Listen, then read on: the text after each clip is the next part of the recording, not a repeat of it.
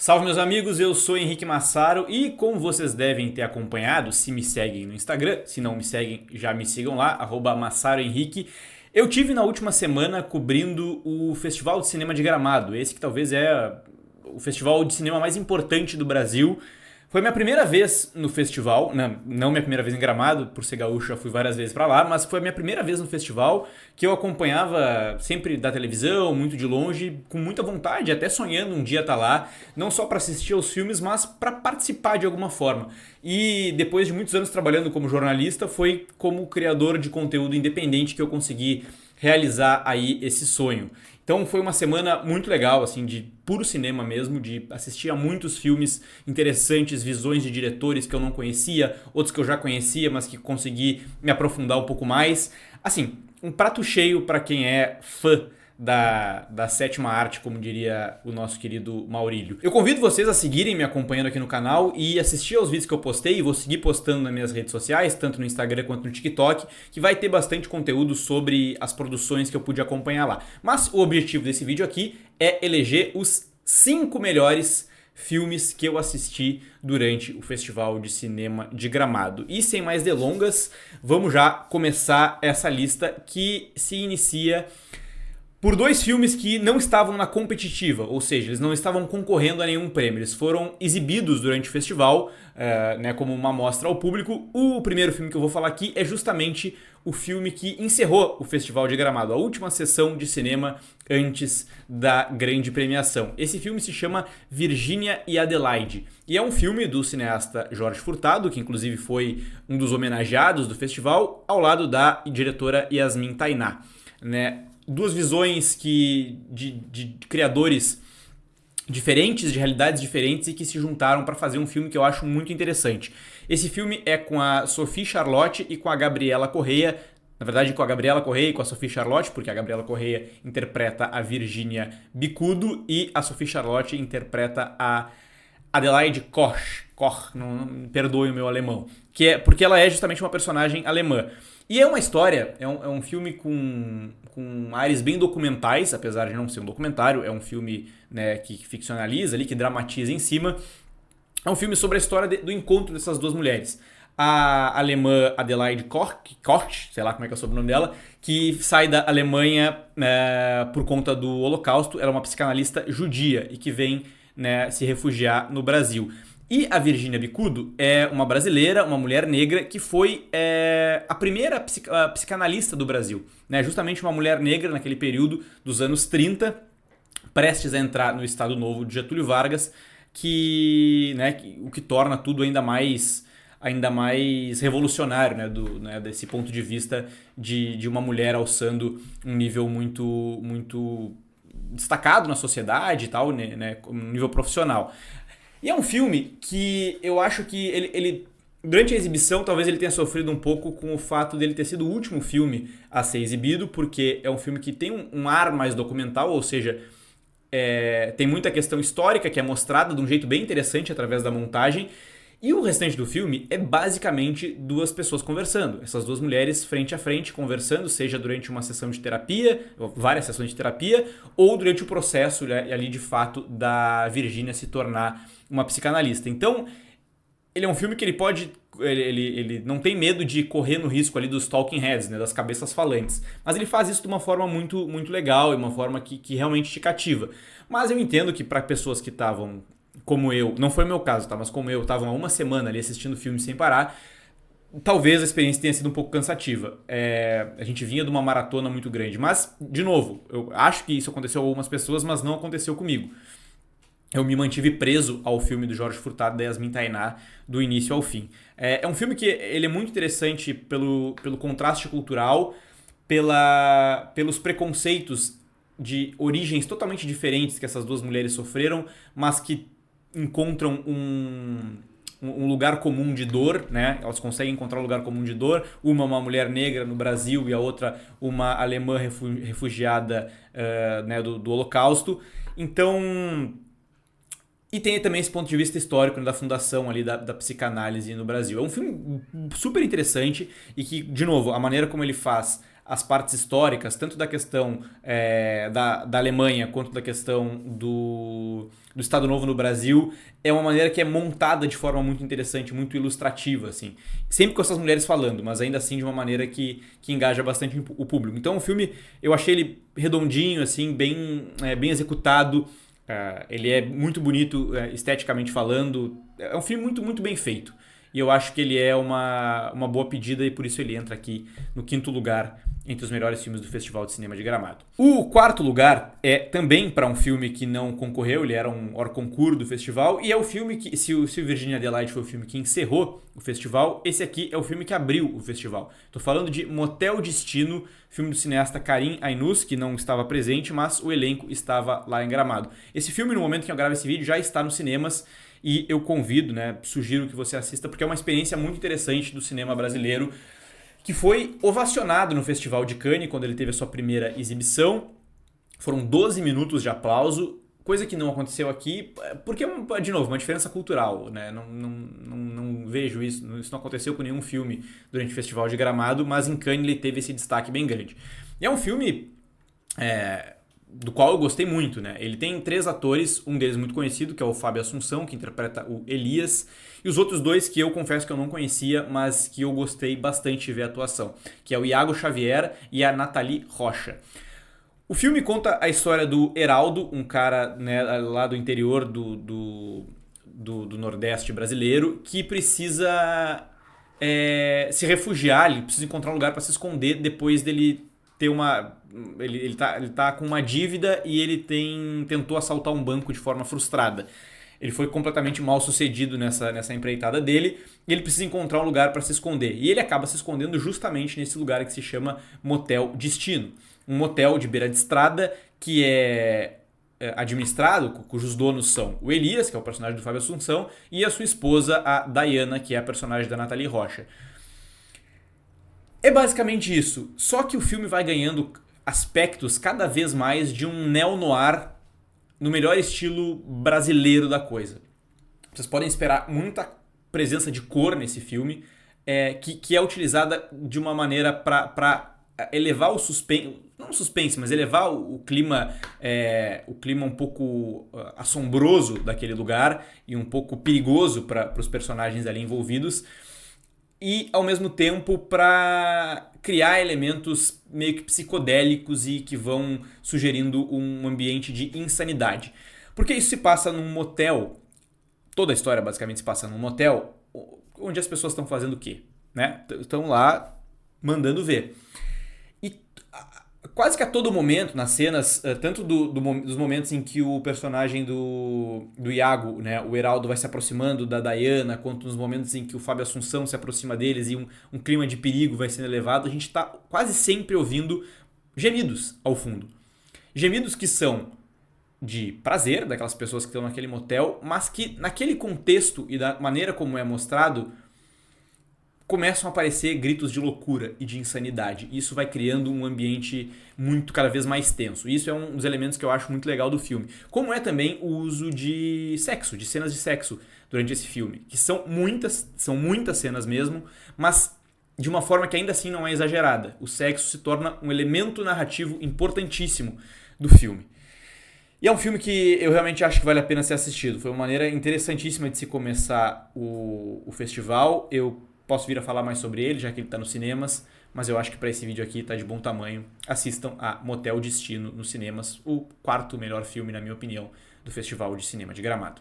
Em 3º lugar, Estômago 2, O Poderoso Chefe, filme do Marcos Jorge, que foi um dos maiores premiados com os Quiquitos, ganhou melhor ator pelo trabalho do Nicola Siri, juntamente com o João Miguel, que faz o Raimundo Nonato. Eles fizeram uma premiação que premiou ao mesmo tempo 2 atores que protagonizam o filme, e ganhou diversos outros prêmios. Foi o maior vencedor do festival, sem dúvida nenhuma. E o Estômago 2, O Poderoso Chefe, é um filme que eu acho que ele tá dividindo as opiniões, apesar de eu ter adorado, e muitas pessoas que eu conversei também adoraram. Mas muitas pessoas têm uma crítica a esse filme porque, justamente por esse ponto que eu comentei, o personagem do Raimundo Nonato, né, o personagem do João Miguel, que faz o Raimundo Nonato, que é o grande personagem do Estômago 1, um filme que é de 2007, que é um marco no cinema brasileiro, né, do gênero ali de comédia, pelas suas viradas muito bem feitas. O Nonato divide o protagonismo nesse filme com o Nicola Ciri. Isso dá ao filme ares de que ele pode virar de certa forma, uma franquia. É muito possível, e provavelmente, pelo que eu ouvi, o Marcos Jorge andou comentando sobre isso, que ele já quer emendar um 13 e tal, muito embora ele não estivesse pensando no 2 nos últimos anos, foi uma coisa mais recente. Por que isso? Ele ganha esse novo elemento, o poderoso chefe, que é o personagem do Nicola Ciri. E o Raimundo Nonato acaba dividindo o protagonismo. Então, fazer isso dá muito margem para que novos estômagos venham a acontecer. Dito isso, não me incomodou em absolutamente nada essa divisão de protagonismo. Eu acho que o Raimundo Nonato nesse filme tá incrível, ele tá muito bem. E o personagem do Nicola Ciri, que aqui interpreta um mafioso italiano, né, assunto que muito nos interessa aqui no canal, gravei conteúdo com o Nicola e tal, indicando filmes italianos, confiram nas minhas redes sociais. Ou melhor, indicando filmes de máfia, não filmes italianos. Gravei esse conteúdo com ele, eu acho que o personagem é muito bom. O personagem que ele faz, que é um mafioso italiano que vem se refugiar no Brasil.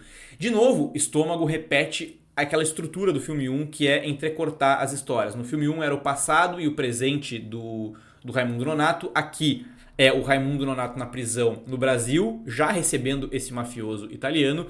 E o outro recorte do filme se passa na Itália, que é como esse cara acabou envolvido em negócios da Cosa Nostra lá, siciliana, e como ele, afinal de contas, veio parar no Brasil. Acho que essa história, se por um lado sim tira tempo de tela do Raimundo Nonato, ela é muito boa. Podem esperar muita referência a diversos filmes de máfia, como Os Intocáveis, do Brian De Palma, Um Poderoso Chefão, do Francis Ford Coppola, e diversos outras pitadas de para quem gosta desse gênero é realmente um prato cheio. E de novo, muita comida, dessa vez uma culinária obviamente italiana. Acho que o filme é muito bem executado, tem efeitos muito bem feitos, né? Efeitos muito bem feitos. É um nível de produção realmente a ser exaltado. E o Nicola Ciri entrega muito, o João Miguel também, e o choque cultural entre esse criminoso italiano com os criminosos brasileiros é um espetáculo à parte, principalmente com o Nonato sendo um personagem central dessa trama, mas principalmente com o personagem do Nicola Ciri com o personagem do Paulo Miklos, né, que já estava no outro filme. Então assim, o Etc, tava tentando lembrar o nome dele, o Etc, ele tá muito bem nesse filme, e esse choque cultural, esse embate que vai ter entre essas duas figuras é realmente muito bom. Eu posso dizer de Estômago 2, O Poderoso Chefe, que é um filme divertido do início ao fim e que sim abre margem para que novos filmes aconteçam. Se em algum momento existir a ideia de manter essa franquia e se criar novas histórias aí sem o João Miguel, sem o Raimundo Nonato, aí eu já acho um pouco complicado. Dividir o protagonismo dele nesse filme não me incomodou, mas retirá-lo eu acho que seria bastante perigoso. Mas, nesse caso aqui, eu acho que a maneira como foi feita funcionou maravilhosamente bem. E Estômago 2, O Poderoso Chefe, que vai estrear nos cinemas na próxima semana já, né, ainda em agosto, é um dos meus filmes preferidos, o terceiro que eu mais gostei no Festival de Cinema de Gramado. Em segundo lugar, Oeste Outra Vez, dirigido pelo Érico Rassi. Oeste Outra Vez foi o vencedor do prêmio de melhor filme do Festival de Cinema de Gramado. Não foi o meu preferido, mas, como vocês estão vendo, foi o meu segundo preferido. E ele ganhou também melhor fotografia, extremamente merecido. Eu já vou falar um pouco mais sobre isso. E ganhou o melhor ator coadjuvante com o ator Roger Rogério, que interpreta um personagem fantástico nesse filme. A atuação dele é brilhante, pra mim foi merecidíssimo esse prêmio também. O filme do Érico Rassi conta com, além do Roger Rogério, conta como protagonistas o Ângelo Antônio e o Babu Santana. Embora eu acho que o Babu Santana entra como coadjuvante. O personagem principal é realmente o personagem do Ângelo Antônio. Oeste Outra Vez, como o próprio nome já indica, é um faroeste. Faroeste é um gênero que, como eu já disse algumas vezes aqui, é um gênero que está em eterna reinvenção em diversos locais do mundo, como os Estados Unidos, onde o gênero, né, se consagrou, mas também no Brasil. E aqui é uma reinvenção à brasileira, porque esse faroeste retratado, esse western, se passa no interior, no sertão do estado de Goiás. Uma região poucas vezes, né, retratada no cinema e tal. E eu acho que é um filme tipicamente brasileiro, dessa região do Brasil, que traz toda a essência do Brasil para dentro do gênero do faroeste. E faz isso muito bem. A história é que se passa nesse lugar completamente isolado, narra a história de dois, principalmente dois homens, mas de vários homens, que são incapazes de lidar com as suas inseguranças, com as suas fragilidades, com os seus medos, com os seus traumas, e homens que são, a todo momento, constantemente largados, abandonados pelas suas mulheres. O filme é muito curioso isso, como o filme não retrata, no sentido de colocar na tela mulheres em quase nenhum momento, com exceção de um. E mesmo nesse momento é uma mulher que ela é mais uma ausência na tela do que uma presença. E ainda assim é um filme muito sobre a presença feminina. No caso, na vida daqueles homens. Porque esses homens começam a brigar constantemente por conta dessas mulheres que os insistem em os abandonar. E a gente vai entendendo um pouco com o tempo por que eles são abandonados. A história é focada mais no personagem do Ângelo Antônio, por que essa mulher deixou dele e tal. E na maneira como eles lidam com isso, que é através da porrada, da bala, da cachaça. Um filme muito contemplativo, de muita internalização desses personagens, por mais que tenha momentos de violência, e tenha o bang bang em alguns momentos, mas ele é um filme muito mais de internalização, ou dessa incapacidade de demonstrar o que se está internalizando. E por ser também muito contemplativo, a gente pode ver muito essas imagens desse sertão.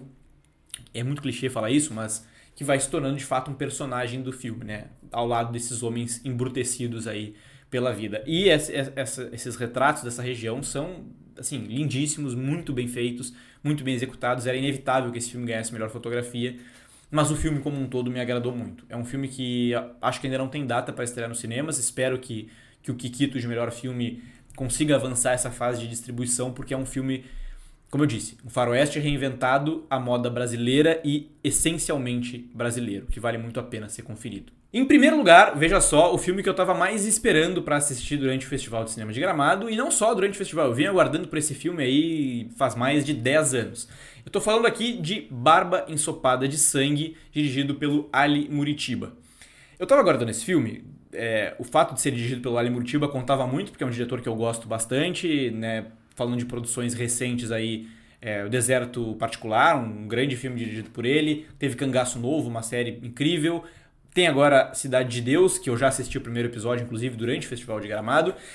Mas não só por isso, porque Barba Ensopada de Sangue é um filme baseado no livro do mesmo nome, escrito pelo autor Daniel Galera, que é um dos meus livros favoritos aí. Eu li o livro pela primeira vez há mais de 10 anos, logo depois que ele foi lançado. E reli já o livro, fiz um curso do Galera falando de bastidores da produção do livro. É um livro pelo qual eu sou realmente aficionado. E os direitos foram comprados pelo Rodrigo Teixeira já logo que o livro foi lançado, e já há 8 anos que o Ali Muritiba está envolvido e tentando lançar, e diversas coisas aconteceram que acabaram atrasando, mas eu posso dizer que a espera valeu. Vou tentar não falar demais sobre esse filme aqui, porque eu quero fazer uma resenha, uma crítica maior quando ele estiver perto de ser lançado, que ainda não tem data. Dito isso, eu acho que quando se gosta muito de um livro e se vê uma adaptação dele, existe grande chance de haver uma decepção. Eu não me decepcionei por dois motivos. Primeiro, porque o filme é realmente incrível. Eu acho que ele está consideravelmente acima da maioria dos filmes que eu vi durante o festival, né? Apesar dele ter ganhado só montagem, foi o único prêmio que ele ganhou, achei injusto, mas fazer o quê?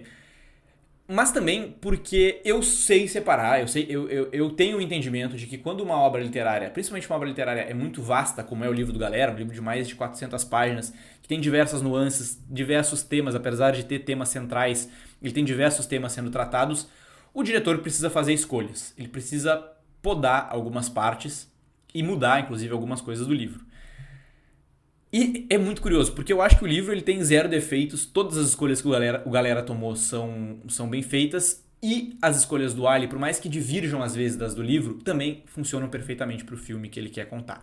Barba Ensopada de Sangue conta a história de um homem gaúcho que acabou de passar por um trauma familiar e vai se refugiar numa praia isolada de Santa Catarina, onde o seu avô morou décadas antes, e segundo a história que o seu pai lhe contou pouco tempo antes dessa tragédia familiar, esse avô teria sido uma lenda do local e teria sido assassinado.